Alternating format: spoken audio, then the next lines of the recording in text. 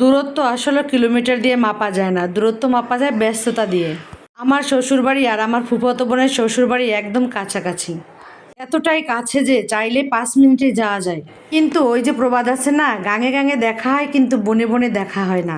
তবে আমাদের ফুফাতো মামাতো দুই বোনেরই অবস্থা ঠিক তেমনই। তবে এত কাছে থেকেও কেন দুই বোনের দেখা হয় না, তো সব কিছুই জানতে পারবেন এই ভিডিওর মাধ্যমে। আসসালামু আলাইকুম এভরিওয়ান, কেমন আছেন সবাই?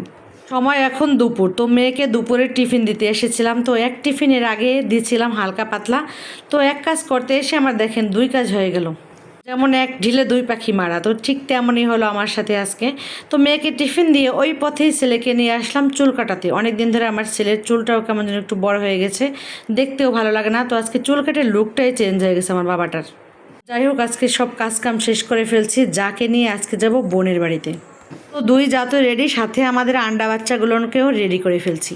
তবে আমার যাও কিন্তু খুবই খুশি, আর কেন খুশি সেটা আপনাদেরকে বলছি খুলে। তো আমার যা যাচ্ছে তার খালা বাড়িতে, আর আমি যাচ্ছি আমার বোন বাড়িতে।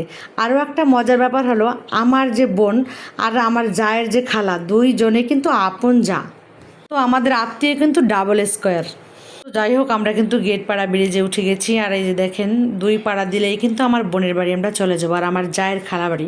তো একই বাড়িতে থাকে কিন্তু তারা, এটা কিন্তু তাদের নিজস্ব বাড়ি। তো 3 তলা এই বিল্ডিংটা। তো এইখানেই দেখতে পাচ্ছেন এক সাইড কিন্তু এখনও বাকি আছে করা, তো কাজ আরও কিন্তু করতে বাকি আছে, পুরোপুরি বিল্ডিংটা কমপ্লিট হয়নি। তো আমার মতো আমার জায়েরও একই অবস্থা, যদিও 5 মিনিটের পর। তো খালা বাড়ি তার ব্যস্ততার কারণে কিন্তু আসা হয় না, যেহেতু তারও একটা ছোট ছেলে আছে। তবে আমার জায়ের খালা আর আমার ফুফাতো বোন দুইজনে কিন্তু আপন যা, আর একজন 2 তলায় থাকে, একজন 3 তলায় থাকে। তো আমার জায়ের খালা বাড়িতে আমরা প্রথমে ঢুকবো। এই যে 3 তলায় উঠতে উঠতে তো আমরা হাঁপিয়ে গিয়েছি। তো ওই যে কলিং বেল চাপতেছিল আমার ছেলেমেয়েরা। তো অবশেষে দেখি বাড়ির লোকজন নাই, ভিতরে শুনশান অবস্থা, কোনো শব্দ নাই। তো তার ছেলেরা বড় বড় কেউই বাসায় থাকে না। তো ওই যে আমাদের সম্পর্কে ভাবি হয়, আর আমার জায়ের খালা হয়। তো এক হিসাবে আমার কিন্তু বেআইনও হয়। আমার ফুফাতো বোনের যেহেতু যা, তো আমার সেই হিসাবে বেআইন হয়। আবার আমাদের এলাকার ভিতরে তো সেই হিসাবে ভাবি হয়। তো চারদিক দিয়ে তার আত্মীয় আমাদের।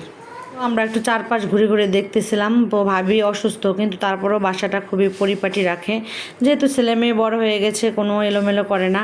আর এই দিকটা তো আমি এসে দাঁড়িয়ে একটু দেখতেছিলাম। তো এখানে কত সুন্দর বাতাস, পাশেই কিন্তু খাল। তো খুব ঠান্ডা ঠান্ডা বাতাস আসতেছিল, খালের পানিগুলো কত স্বচ্ছ দেখাচ্ছিল।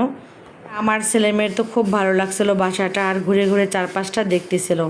তো ওই যে বলছে যে আম্মু আমাদের বাসা কিন্তু দেখা যায়, ওই যে কতগুলো গাছপালা আছে, গাছপালার পরেই কিন্তু আমাদের বাসা।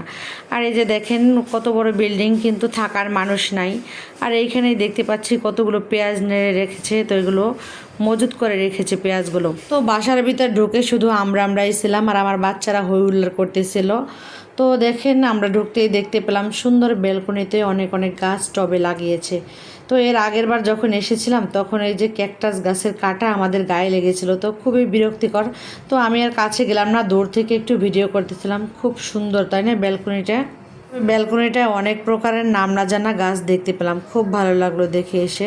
সাথে তো এই যে কচুর পাতা, আমার ছেলে একটু ধরে দেখতেছিল এটা কি আসলে সত্যি কচু পাতা নাকি।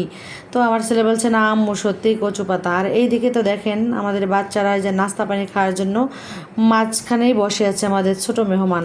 আর এইদিকে তো আমাদের আম কেটে দিয়েছে। তো আমরা খাওয়া দাওয়া শেষে এবার যাচ্ছি দোতলায় আমার বোনের বাসায়। এখন বলি, এত কাছে থেকেও এত বছরেও দুই বোনের সাথে কেন দেখা হয় না? তো আমার 3টা বাচ্চা, আমার বোনেরও কিন্তু 3টা বাচ্চা। তো তার একটা ছোটোখাটো কেকের বিজনেস আছে, সাথে সে কিন্তু টেইলার্সের কাজ করে।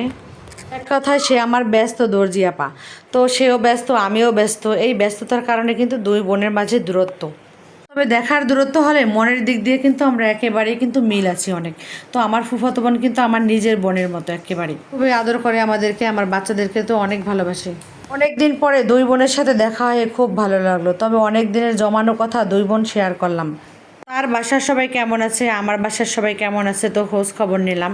একটা সময় বোনের সাথে কিন্তু ফোনেও যোগাযোগ হতো, কিন্তু এমন ব্যস্ত, সেও ব্যস্ত আমিও ব্যস্ত, এখন ফোনেও যোগাযোগ হয় না আমাদের। তো দেখলে মায়া, না দেখলে ছায়া। সত্যি আজকে বোনের সাথে অনেক গল্প করে সত্যি মনটা অনেক হালকা হলো আমার। যদিও আজকে আমার বিশেষ একটা কাজ না থাকতো তাহলে বোনের সাথে দেখা হতো না। সেই বিশেষ কাজটা হচ্ছে আমাদের পরিবারের একজন সদস্যর সামনে জন্মদিন।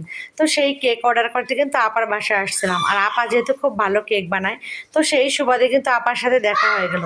আমার ফুফাতো বোন যেহেতু অনলাইন বিজনেস করে কেকের, তো বাড়ির আশপাশেও কিন্তু সেল করে কেকগুলো, খুবই মজা হয়। তো আমাদের যখন জন্মদিনের কোনো অনুষ্ঠান হয় আপার কাছ থেকে কেকের আমরা অর্ডার দিই। তো বোনের বাসা থেকে কেকটা অর্ডার করে সাথে চলে আসলাম একটু বিকাশের দোকানে। এখানে কাজ সেরে এবার যাচ্ছি বাড়ির দিকে। তো বাড়ি যাওয়ার সাথে সাথে ভিডিওটা এখানে শেষ করে দিচ্ছি। সবাই ভালো থাকবেন, আল্লাহ হাফেজ সবাইকে।